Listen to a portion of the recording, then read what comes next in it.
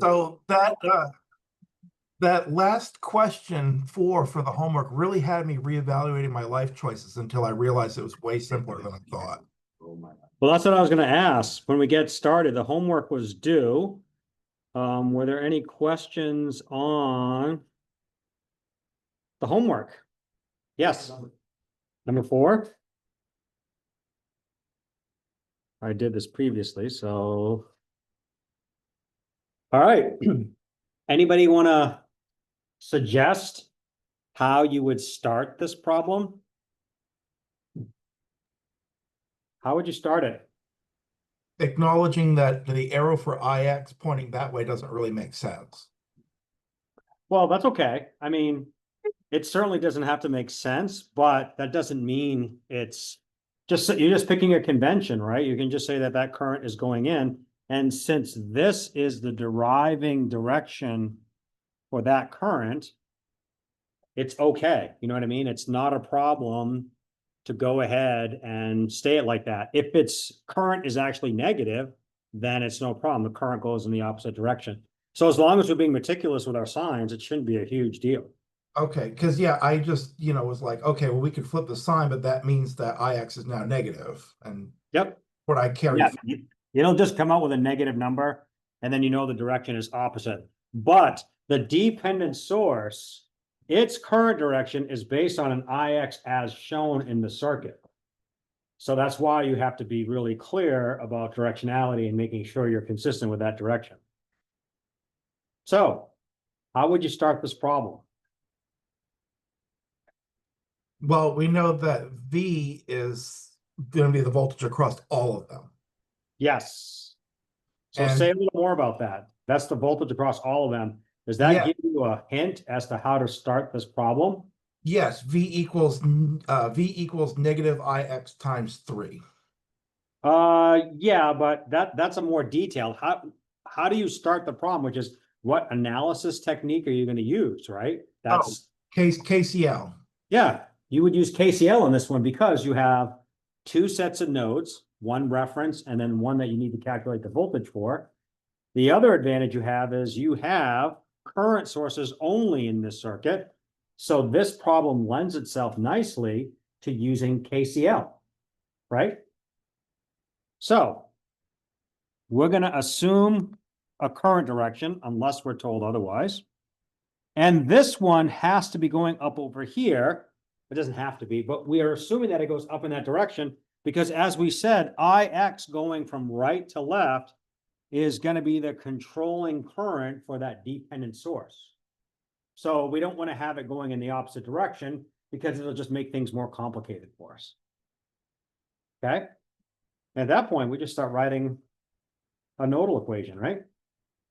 So this voltage, we've already defined it as plus to minus V. That's what we're solving for.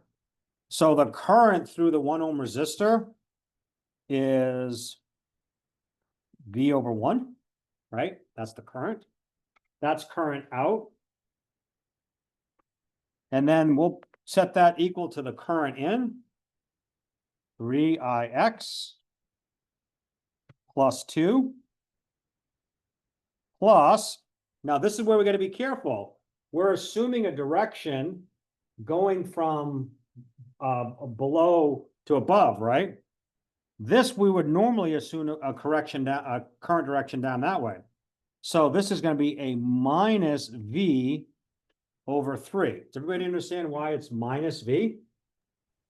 Yes. Because normally we show current direction through a resistor going from a higher potential to a lower potential. That would give us positive current going in the down direction. But we've assumed that this current is going up. So the only way that we can do that is we have to take the negative of the voltage, and then that makes the current going up. Okay. For what it's worth, I also drew, my little ground symbol on the bottom there to identify that as the reference node. Well, be careful, because if you put a ground there, that implies that it's at 0 volts. But in fact, I could have a whole nother network here, and that's actually at 60 volts, right? It's not at ground. So if you want, you can write it as reference. but don't put a ground there because that's not necessarily a ground potential. Unless you recognize, hey, I'm only putting a ground there just to kind of help me see it. But understanding that that's not necessarily at 0 volts. Okay. No, I just did that to make it easier to solve. Yep, that's fine. But I'm saying if you put a ground there, anybody else looking at your circuit thinks that there's an actual physical ground connection there. Okay. So when you're doing the circuit analysis, you may want to come up with a different symbol. Some people use that symbol, analog ground. That's what I did. That's the little triangle. Oh, okay. Yeah. So you use the analog ground, not the ground symbol, the typical earth symbol. No, not the earth symbol, the triangle. Yeah. All right. So we have this equation. And we have V times 1/1 plus 1/3 minus 3ix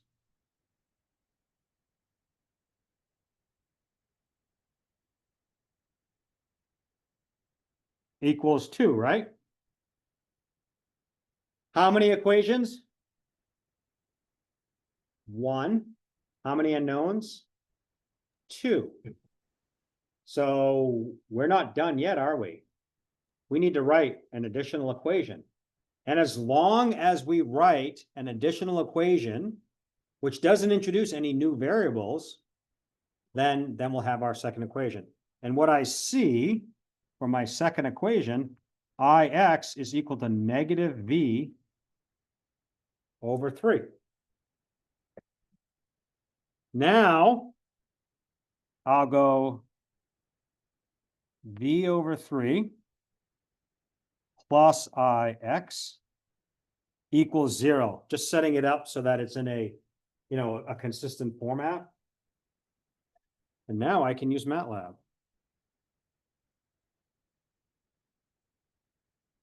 Right? So my first equation, well, let's go ahead and just say that this is my I matrix. My I matrix is going to be equal to 2 and 0, right? So that's the setting it up for matrices. And then my R matrix, we'll call it R, but it's kind of a mix of variables because it has some impedances, some admittances, or just some non-unit numbers, no units associated with it. So this is 1 plus 1 over 1/3, so that's 4/3 minus 3, 1/3, and 1. Everybody agree that that looks like my R matrix, which is multiplying my V and my I?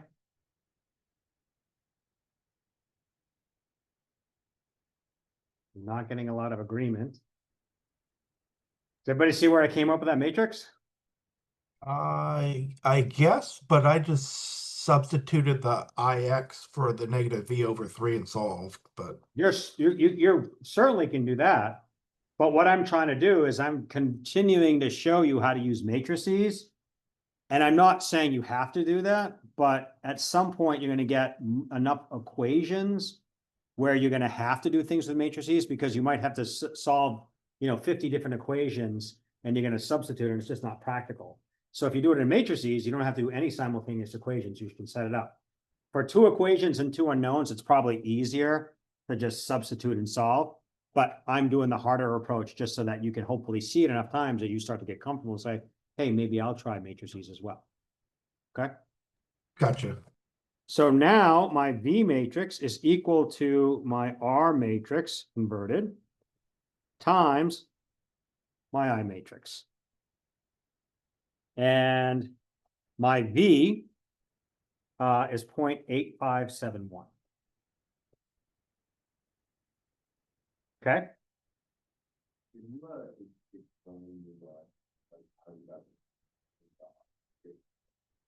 Sure. Very good question. Thank you. Somebody's not seeing the matrices, and so they're asking to delve into it.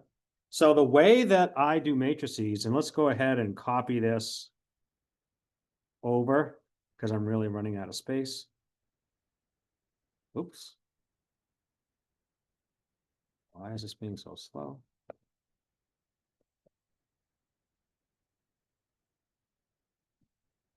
So the whole thing about matrices is it's all based on rows and columns, right? And so I have variables V and I that I don't know what they are. Okay, I'm solving for those. And then when I look at my two equations, which is here, right? My two equations, I can see in this first equation, I'm multiplying by 1/1 plus 1/3. So in the adjacent multiplication matrix, I put 1/1 plus 1/3. Because when I multiply matrices, it's rows by columns. You multiply the row by the column, and then you add those terms together. So I can see that 1/1 plus 1/3 multiplies by V just here. In my next, I can see I have -3 multiplies the IX term. And so I'm just grabbing those coefficients from my equations and then just putting them in the right spots. So my equation number 1, which is this one, I'm going to put that in the first row of my matrix. Oh, and by the way, I also have to have it equal to whatever it equals to, in this case, 2. So it's literally just transposing or writing down whatever my equations are in a matrix form. That's all it is. The next one, I can see that I multiply V by 1/3. So I'm going to use that same column. It's always the V and the IX, but now I'm moving down to row 2, and I grab my elements in row 2 from equation 2. So this is equation 1 elements. This is equation 2 elements. The V and the IX are the unknowns, and so those are basically staying and multiplying the whole way through. That's 1/3. That's equal to 1, and that equals 0. And the only thing is now to solve for that, because this is a 2x2 matrix, right? And this is a 2x1, I need to make sure that I'm multiplying in the right spot to make sure that my dimensions are okay. So I have to multiply everything up front to get rid of the 2x2 matrix, right? The 2x2 times a 2x2, the dimensions work out okay. And then I end up what's called the identity matrix. And then I still end up with, when I multiply these two together, a 2x2 matrix, which dimensionally works because those two are the same. And it happens to equal a 2x1 matrix. So now, because I multiplied everything to the left, I started multiplying to the left, I'm going to put and multiply by my R inverse matrix up front. Not after, but up front. I can actually try doing that in MATLAB. If I go back to MATLAB here, and instead of going R inverse times I, I'll do this, which is what you might do if, and it says, whoops, not going to work for us. And it even tells you incorrect dimensions for matrix multiplication. Check that the number of columns in the first matrix matches the number of rows in the second matrix, right? Number of columns in the first matrix, because this right here is rows by columns, right? So the number of columns in the first matrix has to equal the number of rows in the second matrix. That's what MATLAB is telling you right there, that you made an error. And we know that because we multiplied a 2x1, which is the I matrix, by a 2x2. So 1 does not equal 2, and that's why it gave us heartburn. But when we multiplied R inverse by I, worked perfectly fine. Can you briefly just explain why we use the R inverse? Yeah, because right over here, we define that as the R matrix, right? Agreed? So I'm just doing algebra, right? And what do we have to do to isolate the matrix R that contains R and Vx on its side? How do we isolate it? We divide both sides by R, right? Remember back in algebra? if you have something that multiplies by the variable that you're trying to solve for, you've got to get rid of it. You multiply or you divide both sides by whatever you're multiplying the variable you're looking for. You can't do that in matrices. There's no such thing as division, but there is multiplication by the inverse. So we multiply R inverse by R, and what we get is called the identity matrix. And the identity matrix is always a square matrix, and it ends up giving you the V and the IX. It's basically, my identity matrix is this. For 2 by 2. It's diagonal as ones, and the off diagonals are all zeros. And that's why you multiply by the inverse, to make it so that it's, the algebra works for you. That's why we call it linear algebra, right? We don't call it linear, we don't call it linear differential equations. It's just linear algebra. So algebra still applies.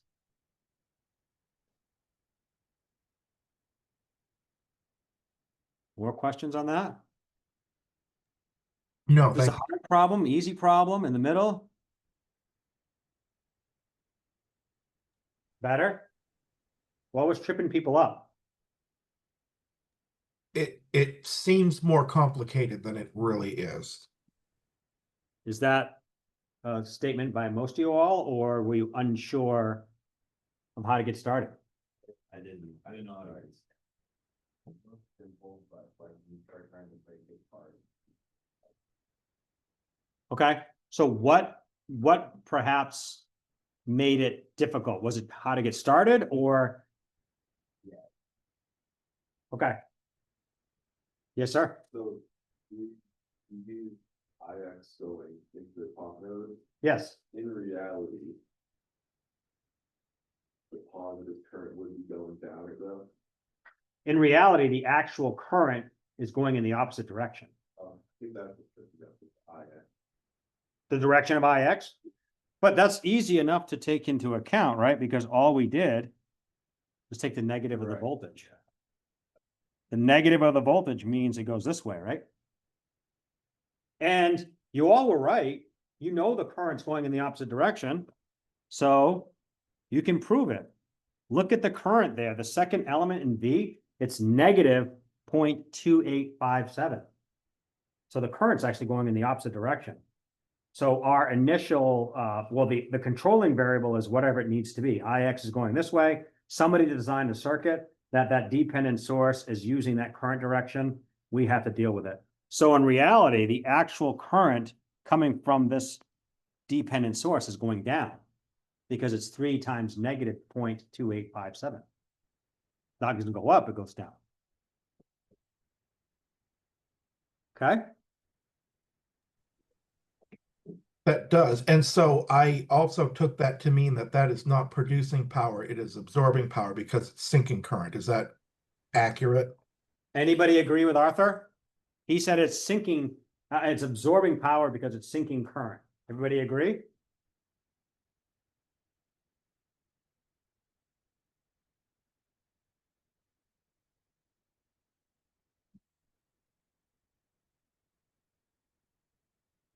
Yeah, I know, I agree. I think so. I half agree. So the current is going down, but that's not the reason why it's absorbing power.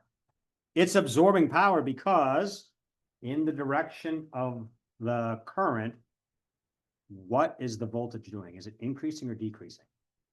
Oh, it's decreasing. Aha. So in the direction of current, the voltage is decreasing. That's why it's absorbing power. If the actual voltage is over here and the current is still down, is Arthur's statement true? No. No, not. So you need two things. And I hope Arthur doesn't feel like I'm picking on him, because I'm not. I actually am very appreciative of the fact that he made that statement, because it gives me an opportunity to emphasize it's not just the current direction. It's in the direction of current. What is the voltage doing? If it's going down, it's absorbing power. If it's increasing, it's supplying power. You need those two pieces of information. Okay? That's a highlight that, you all should start to think about, because it does challenge your thoughts a little bit, which is you think, hey, current's going down, then it's absorbing power. It depends. It really depends. That's Okay. where old friend passive sign convention comes in handy. Exactly, yes. Yep. So this is the type of stuff I would expect you to be able to do on an exam. Not to scare you, I'm just telling you, like, this is the type of stuff that hopefully you develop a comfort in. Because I think everybody has said, like, once you see it, it makes a lot more sense. It's a lot more straightforward. But do you understand why it's more makes sense? You have all this knowledge in your head. You all know KCL, you all know dependent sources. The problem is the stuff doesn't link. So you have a little bit of information in this side of your brain, a little bit more over here, and a little down over here. The links haven't been formed yet. So at some point, your links will be there if you practice this enough. And then you're like, yeah, I can see it without even really having to work at it. It just makes sense. Okay.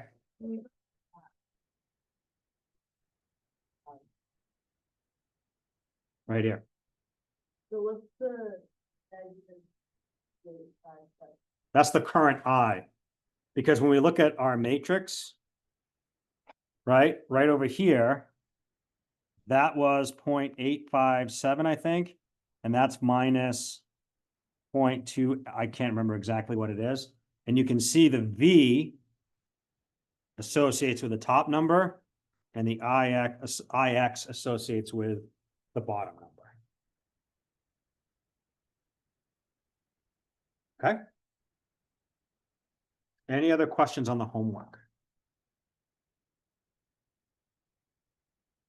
The homework solutions will be available to you after class, so you can take a look and go from there.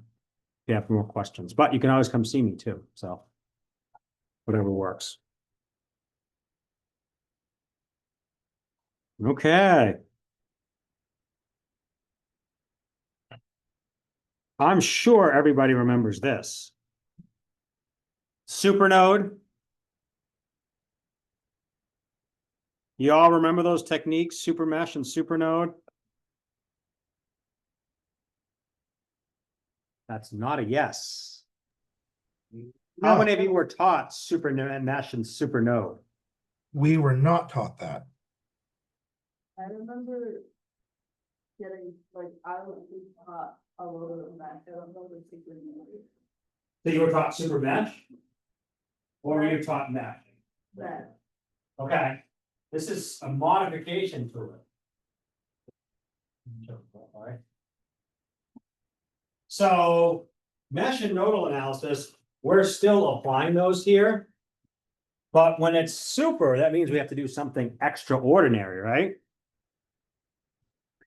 But never, you all haven't been taught, you don't remember being taught from either John or Rick, or I don't know who would have taught you at SMCC.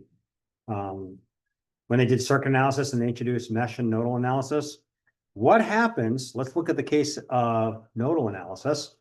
What happens when you have a voltage source in your nodal analysis? It might be no big deal, right? If we went to this problem here, and instead of 15 amps, we call that a 15-volt source. Oh. And you know that V1 is equal to 15, right? That's easy. But why is a voltage source in between nodes V2 and V3 a problem? Why is that difficult for us?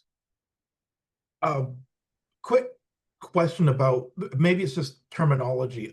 Is this also known as superposition? No, Okay, completely different. okay. So what's the problem with having a voltage source between V2 and V3?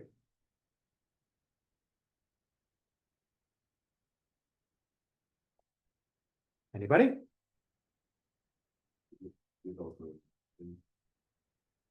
With an ideal voltage source, this is ideal, so there's no resistance, right?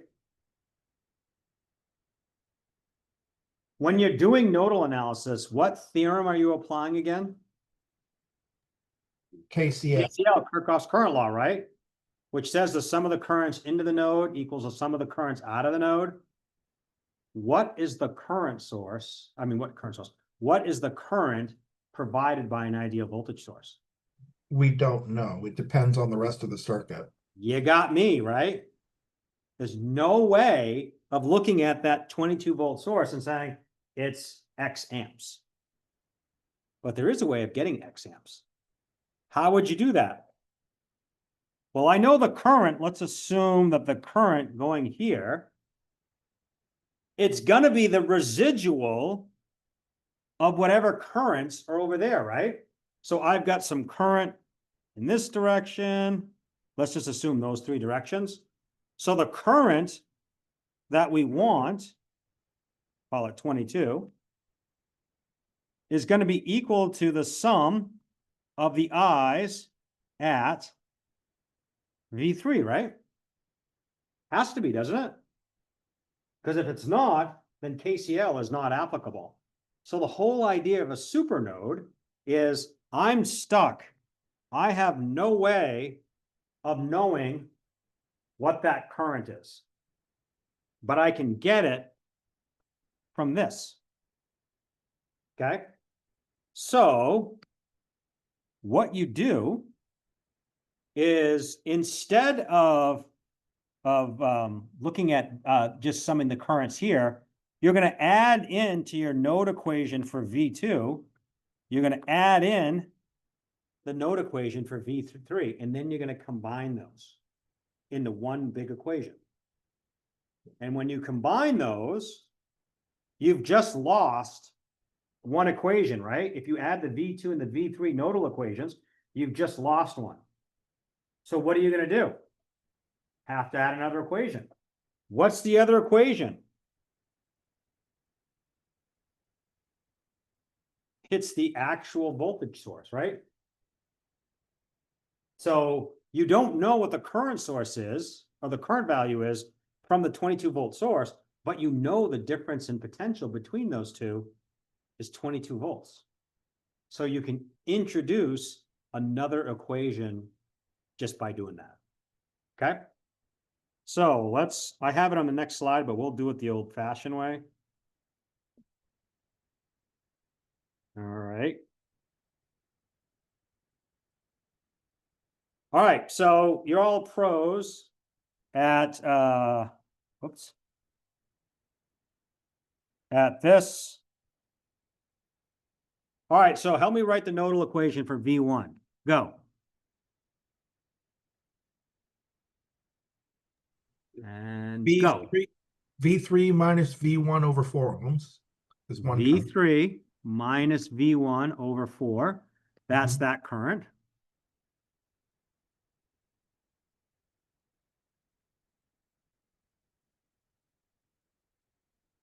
I said go, remember?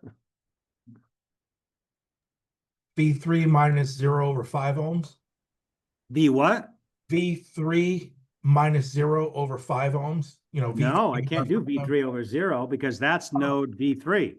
Okay. I'm doing V1, right? All the currents going into the to V1 to node V1.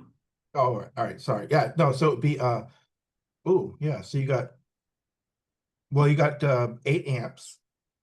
So that becomes the current in. I Yes. see minus 8 amps, Yeah. not 8 amps. Okay.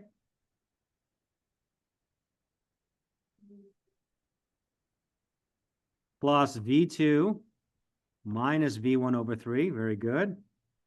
I got that one. One more.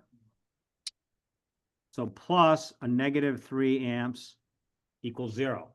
So how I solved for V1, that's the same thing.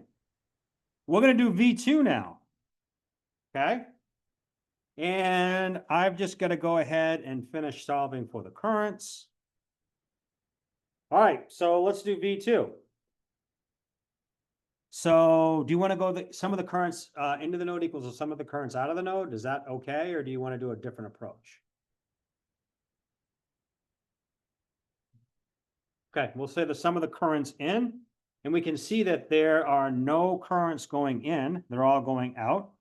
So that's going to be equal to 0. And the currents going out, we have a negative 3 amps.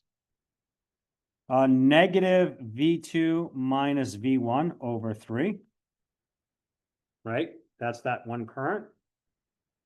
Plus, actually not a negative, it's a positive. Sorry about that. A plus V2 over 1. So I've got this one, and this one. Now I need this one, but I have no way of getting it. So all I need to do is add on my V3 node stuff is, right? So now I've got to assume my current directions. And so this is current out of the node. That's plus V3 over 5 plus negative 25 and then plus V3 minus V1 over 4. I'm going to pause for a moment because that might be a little bit unexpected for how to solve for that. Ah, yes. Yeah, I thought you were going to write another one for V3. I did, Okay. but I tacked it on here because I have no way of solving for that current other than by doing another nodal analysis at V3. And I know that those currents all have to sum, right, at that node. So the residual, the leftover, has to be the current from that current source. That's why I just tacked it onto the equation. And so now I can go ahead and start cleaning up. So I'm going to collect all the V1s. So I have negative 1/4, negative 1/3, plus V2 over 3, plus V3 over 4. That's going to be equal to negative 8 minus 3. Move it to the other side is positive 11. That's my first equation. My second equation, I see that I have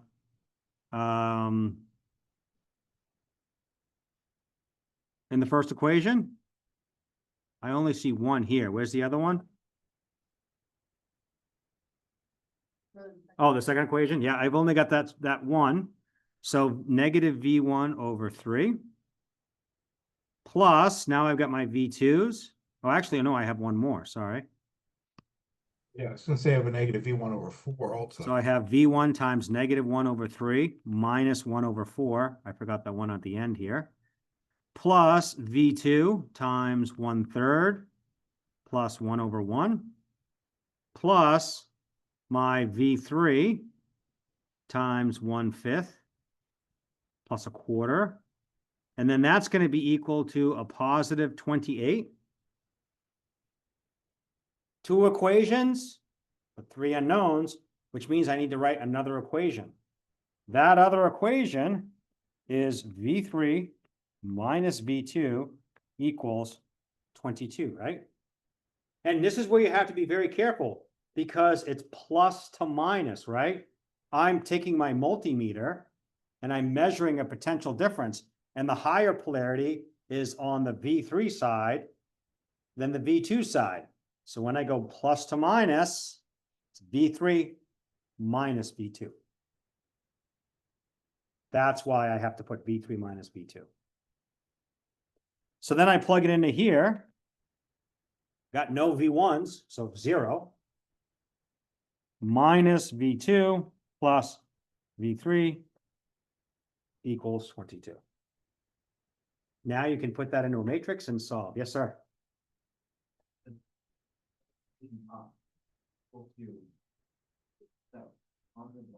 Positive 11, yep. Negative 8, negative 3, move to the other side of the equation, and I get 11. 22 from 28? Yeah. Where did I get? Well, you didn't get 22.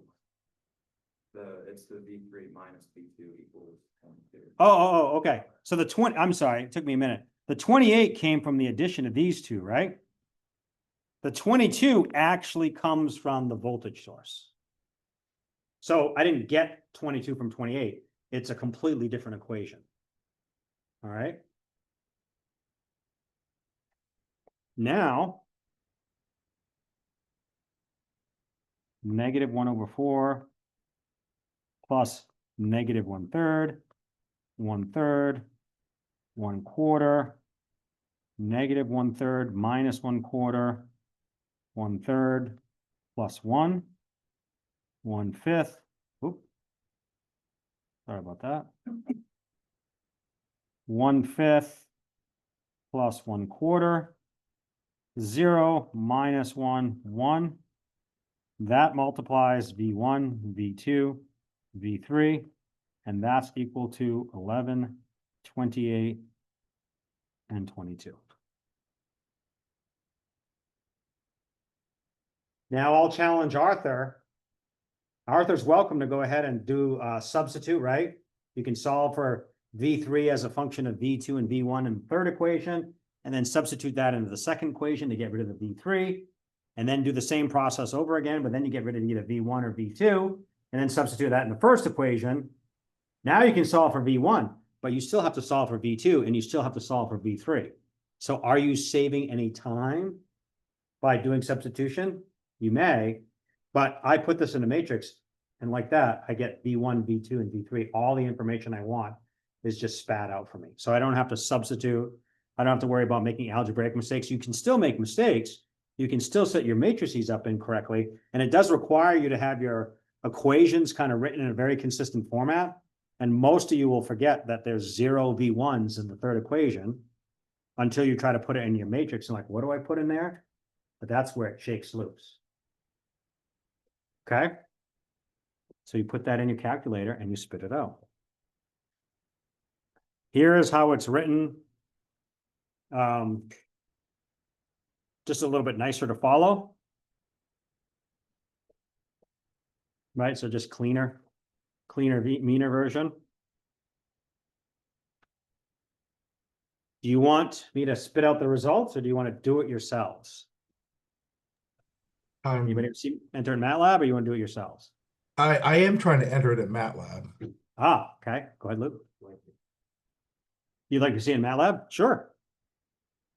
So here's the thing about MATLAB. You always want to have the stuff up next to you so it makes it easier to find the information.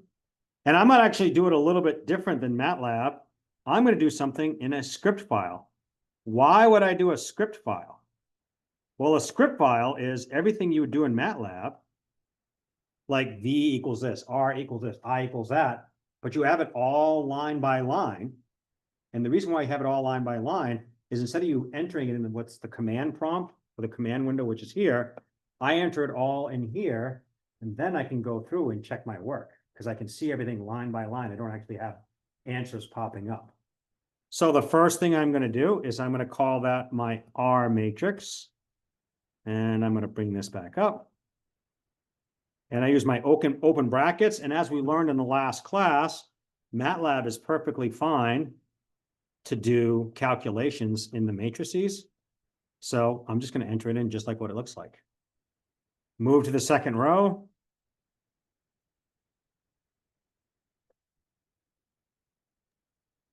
I have an answer. All right, let's check and see if I'm going to make a mistake.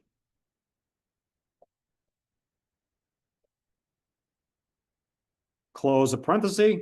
That's my R matrix. Now that's written, my R matrix is written very efficiently. If you want to write it so that it's easier to follow, you can put more spaces in there. You also can do it this way. So I can line things up if you want. And MATLAB's perfectly fine to do this. So you can see that these aren't going to line up too well. So I'm going to put a space here. And that might make it a little easier to debug.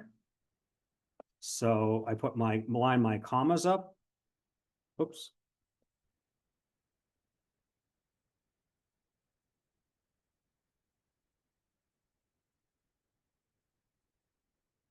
And now I have all my stuff so I can actually see kind of if I've set it up or entered it incorrectly. That's my R matrix. My voltage matrix is equal to 11, 28, and 2. And my, that's not my V matrix, that's my I matrix, right? And my V matrix is equal to R inverse times I. Yes, sir. So, 22, yep. I wrote 2. I meant 22. So now I'm going to save it. And I will put it under the course.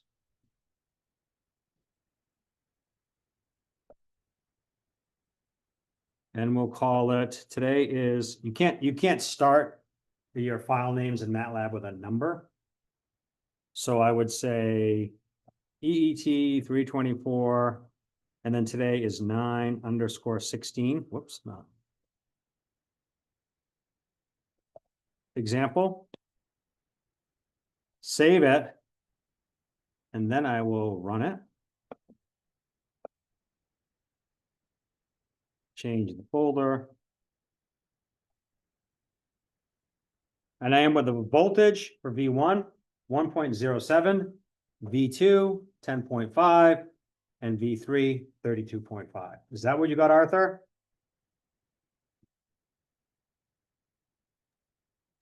No, but I think I see where I went wrong. Well, I could have made a mistake.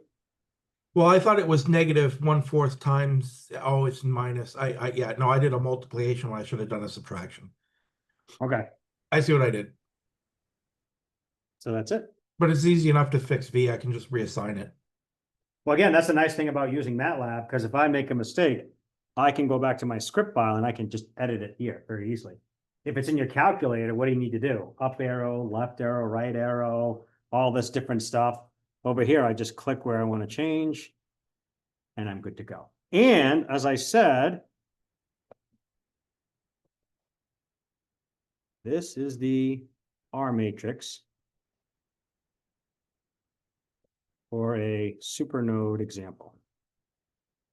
so is it called, like, would this be considered a supernode if everything in the voltage source? Yes. That voltage source really throws you for a loop, right? You can't deal with that otherwise. So you just take the sum of the other current node currents. So you have to combine them, right? Because you're getting that other one. And you've got to combine them. If you don't like doing it the supernode way, you could also go back all the way over here.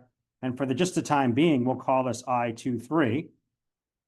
And so when we do this problem over here, we take this out and call it I23. And then in the other equation, we do I23 as well for the supernode, but then we still have to have another variable, right? So then we'd have to start doing some substitutions. It gets to be a lot of work. So it's easier just to go ahead and put it all in one equation. Okay. Now, do you remember being taught supernode? Yes, they just didn't call it that. What'd they call it? They didn't really call it anything. It was just KCL. Okay. Probably, anybody here had the Boylestad book when they did it? So, yes. So we'll take a look at it.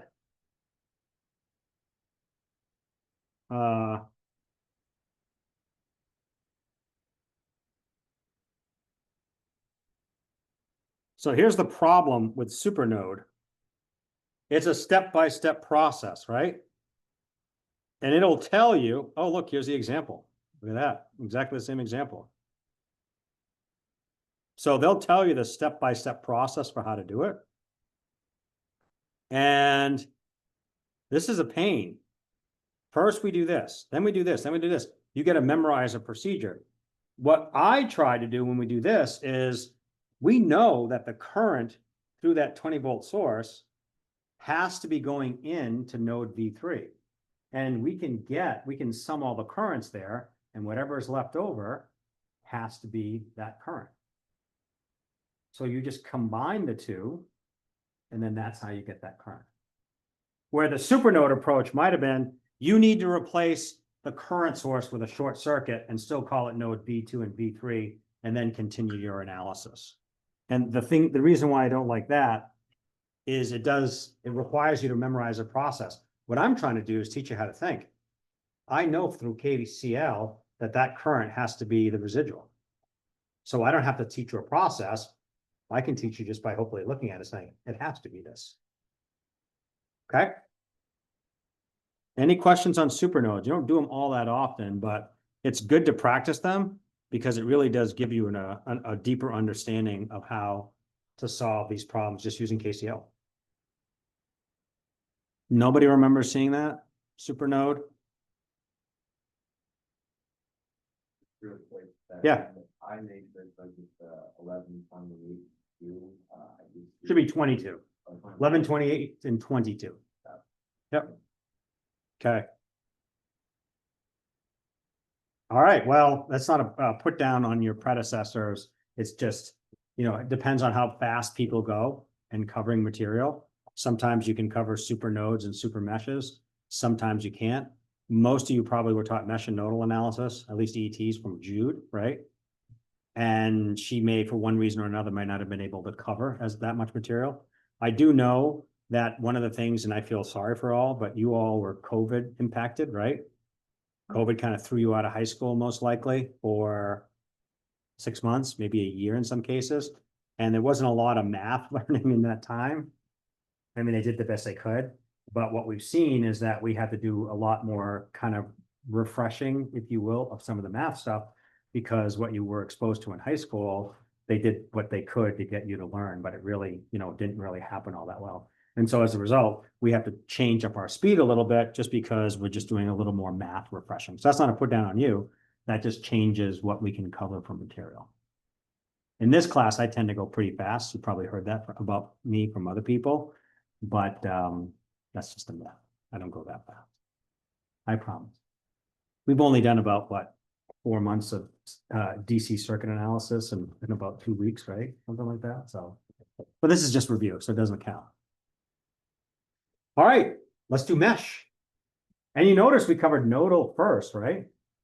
Why do you think we did that? Everybody here prefers to do mesh analysis. Be honest. Who prefers to do nodal analysis over mesh? Any brave people that'll raise your hand and be honest? Would be honest. I prefer to do nodal analysis than mesh. Because the likelihood of you finding circuits that are like that with all these series elements is pretty darn low. Just think when you plug in your laptop or your hair dryer or your electric toothbrush or your iPad or whatever, all those loads are in parallel with each other.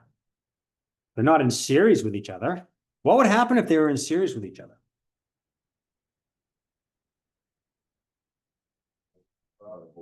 It wouldn't even work. If you have to plug in 4 items to complete the circuit, once you unplug your iPad, the circuit's open, right? Here's my 4 elements. Here's my power supply. Oh, I took my iPad away. That's an open circuit now. So But also the voltage is going to change depending on the loads that you plug in too.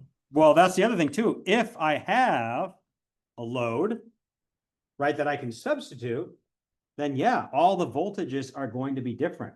And that would be very difficult to make power supply or devices that could operate off all kinds of varying voltages. The assumption here is when you plug in, it's about 120 volts. Okay.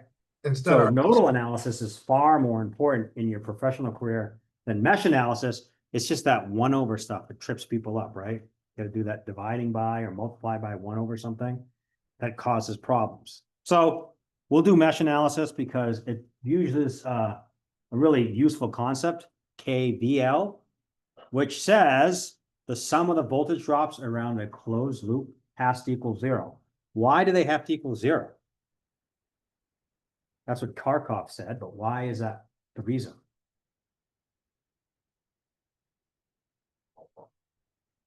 It's conservation, Conservation of, energy. yeah. Because if I start at this point and I get a voltage measurement of V, and I go all the way around the loop, what should the voltage be at that point?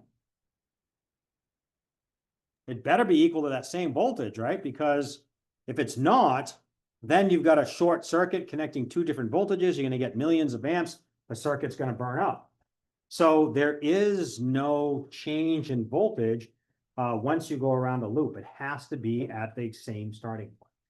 So that's what KVL is. And you can apply KVL as long as you close the loop, first off. And secondly, if you're going to do KVL of a system, you have to make sure you include all the elements that you have in here. There's nothing wrong with doing,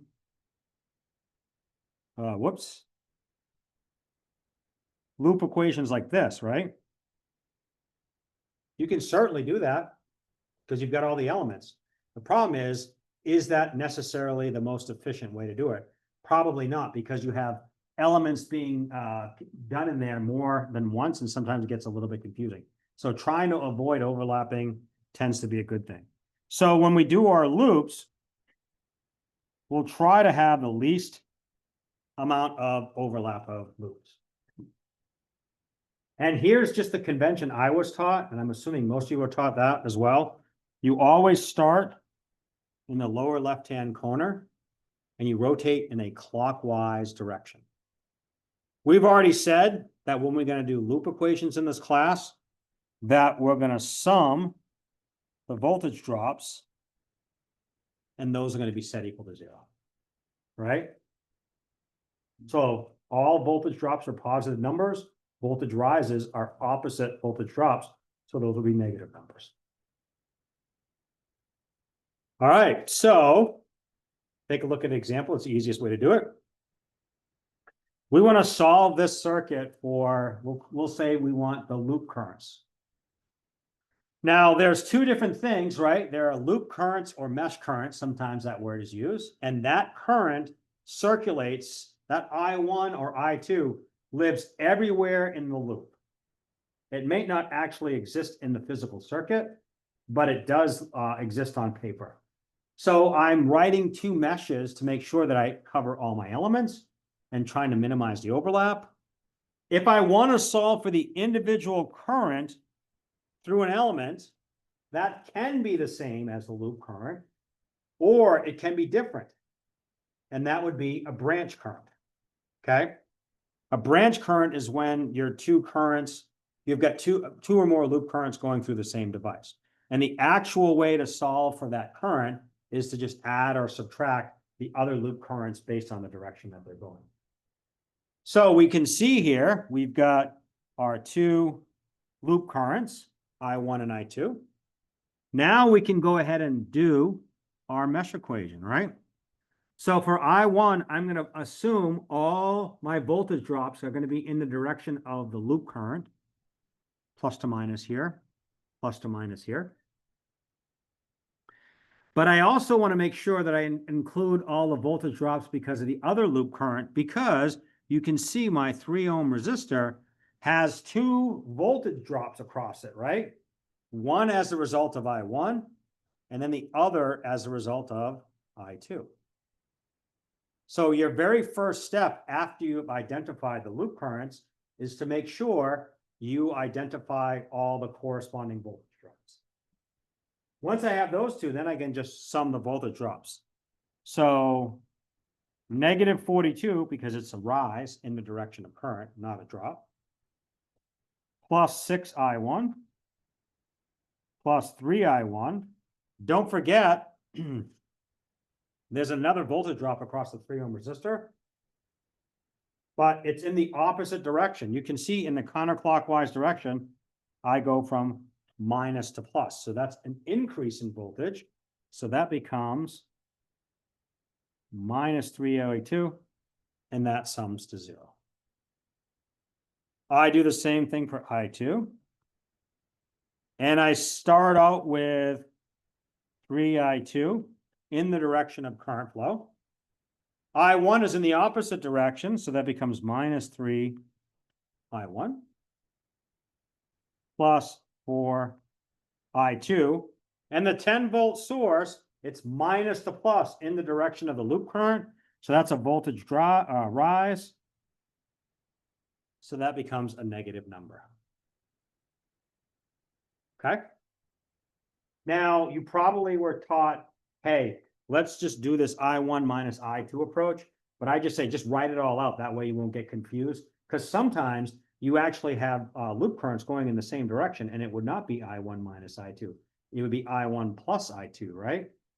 So don't always subtract the currents, because you might actually have to add them. But if you do it this way, you don't even have to keep track of that. So now I'm going to go ahead and set up my matrices. Tell me if I'm doing this too fast. If I am, let me know. So I have, let's see. This is an I1. 9 minus 3 minus 3, 7 I1 I2 equals 42 and 10, setting it up as a matrix.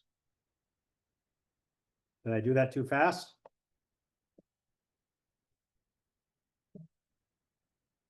Sure. Absolutely. So I took these two equations, the I1, and I rewrote them. So I moved the 42 to the other side, right? Because that's where it's a known value. So I'm going to move all the variables to one side and all the knowns to the other. So I have 42 equals I1, 6 plus 3, because I have a 6 plus 3 here, minus 3 I2. That's my first equation, right? My next equation, again, I'm going to move the knowns to one side. Negative 10 goes to the other side, becomes positive 10. And then I have negative 3 I1 plus I2 times 3 plus 4. That element there. That's my second equation. And now I can just put those, right? Because I can see 9 multiplies I1. Negative 3 multiplies I2 in the first row, right, for that first equation. That sums to 42, or equals 42, I should say. The next one is it's negative 3 times I1 and positive 7 times I2, and that sums to equal 10. So that's what I'll put in MATLAB. I'll invert that matrix, multiply it by 42 over 10, and then I get the two mesh currents, I1 and I2. Interestingly enough, I1 and I2 are not that useful to me, are they? They're sort of useful, but they're not the most useful, because it tells me the current that travels all the way through here. But I want actual currents going through elements. So I can get that current. It's directly going to give me the 6 ohm current, but it doesn't give me the 3 ohm. I've got to do more work. So you could, if you don't like that, if you want to know I 3 ohms in that direction, then you say I 3 is going to be equal to I1 minus I2. So you could add that in to your matrix, and then it'll solve for the actual value I3, if you want it. So again, another reason why nodal analysis I think is better, because it actually gives you, nodal analysis actually gives you the voltage at all the nodes. Then it's easy to calculate currents, right? Where over here, I've got to do some additional work, and I still don't know any voltages. I've got to do some voltage calculations. But there are times when you would do mesh analysis or nodal analysis, but not many. I can do nodal analysis here, just recognizing that I only have one unknown voltage, right? That's the only unknown that I have there. So I could solve very quickly. But again, we still do mesh analysis because that's what a lot of people prefer. So here's the values. And whoops, let's go ahead and put that in our calculators. So And I'm just gonna put it over here because I don't think I'm gonna maintain this. So my R matrix is equal to 9 -3 -3 7. My V matrix is equal to 42 and 10. And my I matrix is equal to R inverse times my I matrix or my voltage matrix. And I get 6 amps and 4 amps flowing in those directions. Okay. Make sense? Don't make sense? Everybody's a pro at mesh analysis, right? Because you all prefer doing that. So this is all stuff you like to do. Not so much anymore. All right. So here's another one. Here's not another one. 5 minutes. Don't look at the board. Let's just do this.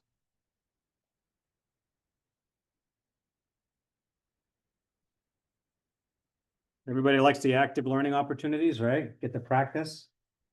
Or do you want me to just pound through and just do it at race pace? Give you a chance to practice your work. Okay, it's 10:30. I'll give you 5 minutes.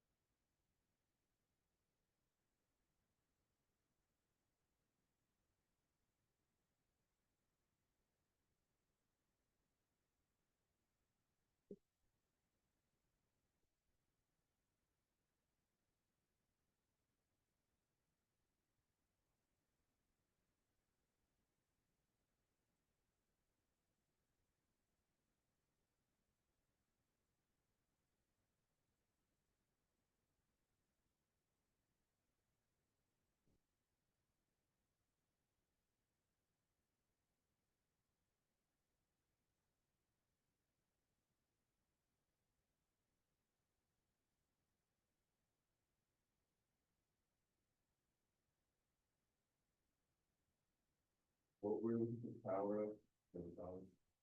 Just give me the loop currents first.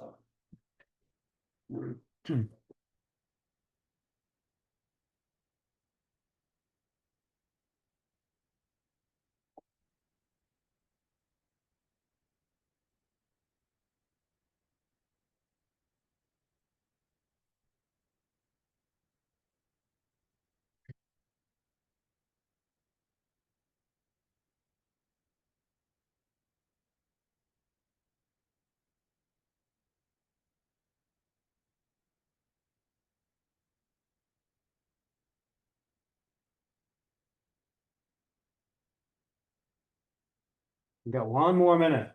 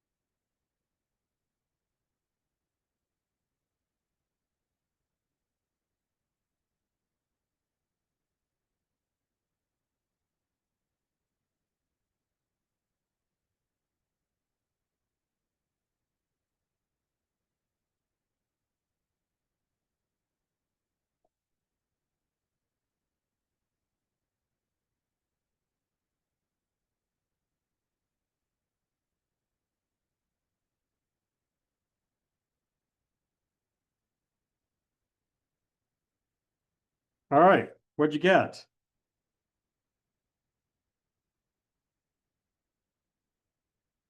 Did you get 1.132 and minus 0.1053? Anybody? Few people?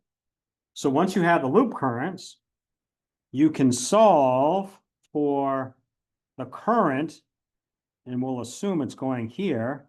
So I for the 2 volt is I1 minus I2, which is just going to be 1.2373. And then P is equal to 1.2373 times 2.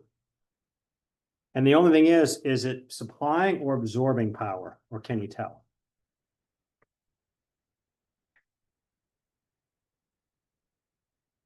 Supplying or absorbing power, the 2 volt source.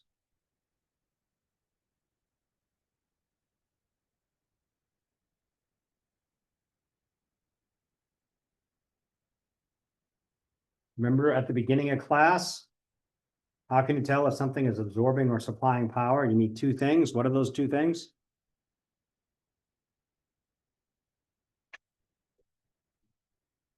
In the direction of current flow, is the voltage increasing or decreasing? If it's increasing, it's supplying power. If it's decreasing, it's absorbing power. So in the direction of current flow, is the voltage increasing or decreasing?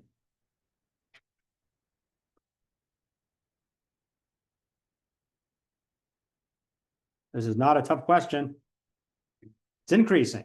So this is supplying 2.5 watts of power. Okay? Make sense? Don't make sense?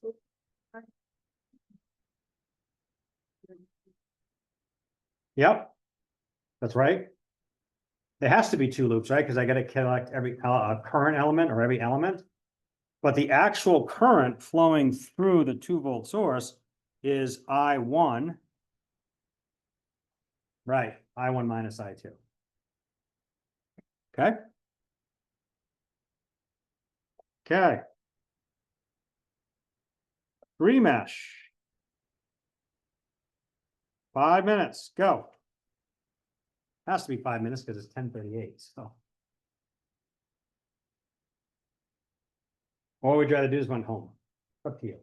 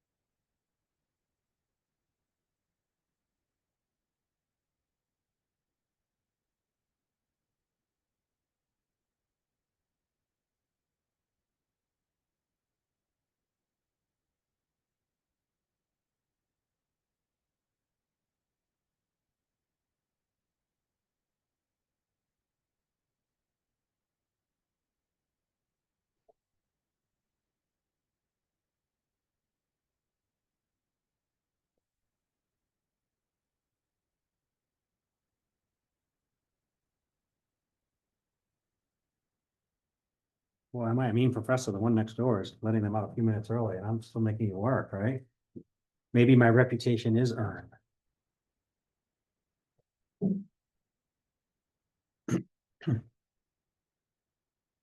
Couple more minutes.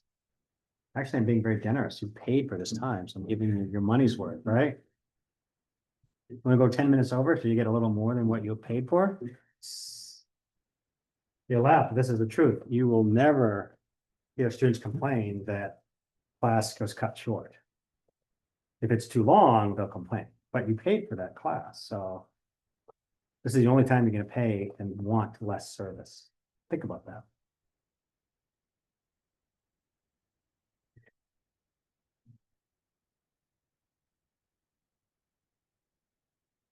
All right, 1 minute.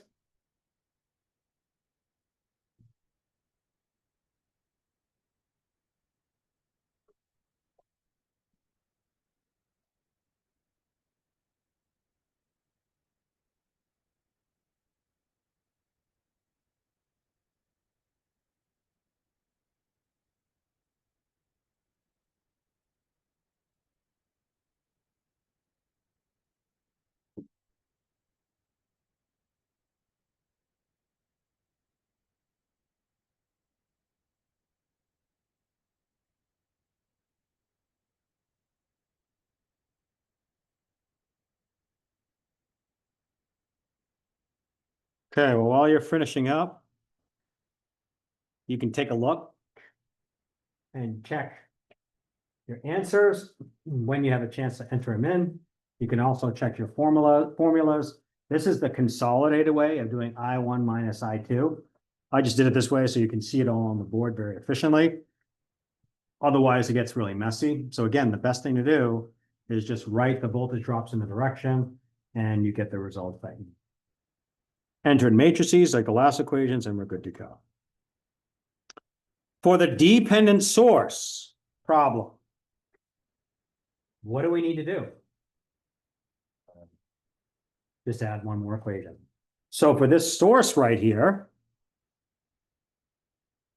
you're going to have to write one additional equation.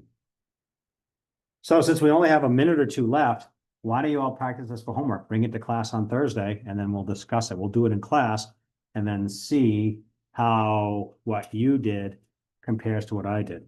You can always check your work here too. This is a case where you're going to have two loop equations, and you're going to have that third equation because you have that 4I1, right? You get that dependent source.